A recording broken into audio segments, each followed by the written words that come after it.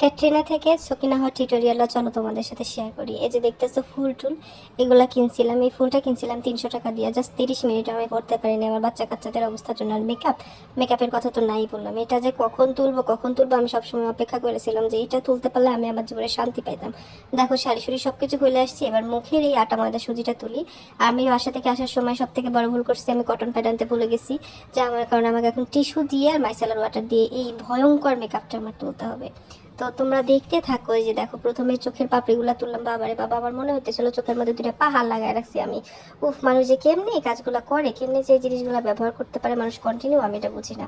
আর আমার অবস্থা দেখো, চোখটা কোন সময় পরিষ্কার করবো আমি সেই জন্য অপেক্ষা করতেছিলাম, কারণ আমি এত ভারী চোখ সাজানো আমার একদম বিরক্ত লাগে। যখন স্বাস্থ্য বসছিলাম আমি ওদেরকে বলছিলাম যে আমাকে এত কিছু দিবেন না, এত মানে সাদা বানাবেন না, কিন্তু ওরা এইটা ছাড়া ওরা পারেই না। মানুষ মানে কিভাবে যে কন্ট্রোল বা ব্লাশ এই জিনিসগুলো ওরা একদমই বুঝে না।